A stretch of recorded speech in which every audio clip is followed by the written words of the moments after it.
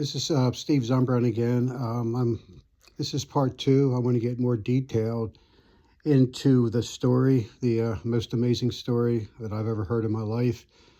Even John Harbaugh, when I told him, he even admitted that the story that I'm telling you, he said it was the most amazing story he's ever heard in his life.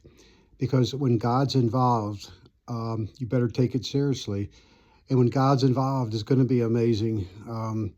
The problem is that man tries to put his hands on things and messes things up.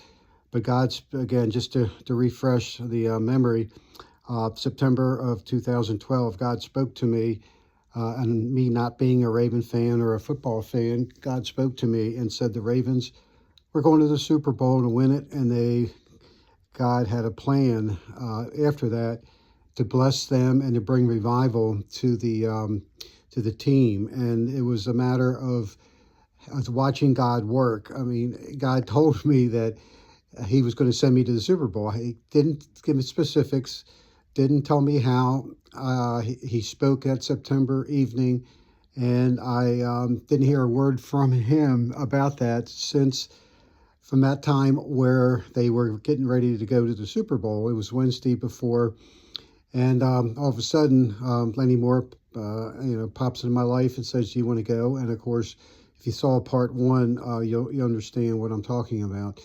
When God's involved, God makes a way, and it didn't cost me 1 cent to go to the Super Bowl, to hang with the team, to meet John Harbaugh, and God had originated the plan at that point, and he wanted me just to share my story with John and to watch God do the rest, and which he did.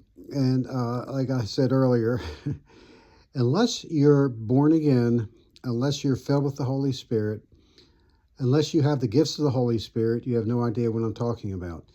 It wouldn't make any sense to you. You think I was crazy, or you think I'm hearing things, or you think I'm just out of my mind to say that God spoke to me about the Super Bowl. Take me down there to meet Harbaugh, to meet many of the players, and to connect with them, and to watch God start to work revival. The reason God wants revival is he wants to be glorified through everything.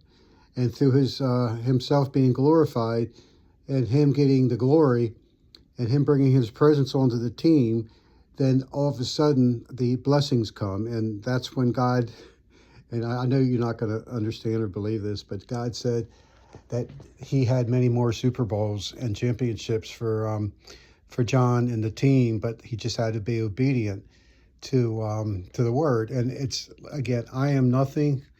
It's not me. I'm just a vessel. I'm just a messenger. The message comes from God. He works through people, and he had this perfect plan that he was going to bless the Baltimore Ravens. And now why he picked the Baltimore Ravens, I don't know. I don't know why God does stuff. All I know is I better listen and be obedient. And that's what I did. And I got into the camp. I was had a free pass anytime I wanted to go to practice or whatever. I had daily encounters with John through email, text, lunches, just hanging with him, hanging with his father, hanging with the players. Got to know most of the players. But my main objective was to bring the glory of God, bring the presence of God, and bring the just his glory into the camp. And unless you have that relationship with Jesus, you can't do that. So for the first couple of years, everything was going according to plan. That particular year that I'm talking about in 2000, I believe it was 15, they actually went up to New England. I was there with the team. That's the game that they had a 2-touchdown lead twice, and they lost it at the very end with Tom Brady. But God told me that it was only the beginning and that he was going to do a lot more. So John and I have had a great relationship. We corresponded daily about the things of God. We prayed, believed God for big things, and everything was going according to purpose. Everything was going to God's according to God's plans that he originally told me September. And if everything looked great, everything was, I was happy. I knew I was in God's will. I saw tremendous miracles.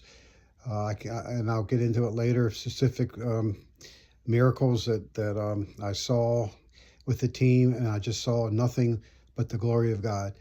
I'm going to pick this up a little bit later and get into the specifics of what went wrong and how God eventually had to cause the end, the demise, because of the disobedience of certain people. Because let me tell you, I'll end with this one thing. Unless you're filled with the Holy Spirit, of course you have to be born again.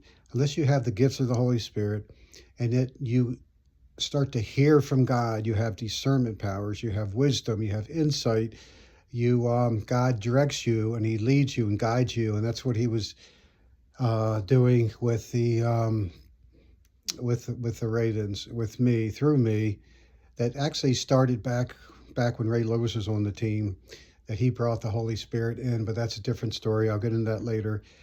I'll make part 3 in a day or so, but I hope you understand my intent on this isn't to bring anybody down, but to give God the glory, to show you that God does speak, that he does have plans, he does care. And you know something, the NFL, the Baltimore Ravens, professional football players are nothing compared to have a relationship with Jesus Christ. All that's nothing. It's all about Jesus and trusting him and hearing his voice and being baptized in the Holy Spirit. Until next time, I'll talk to you later.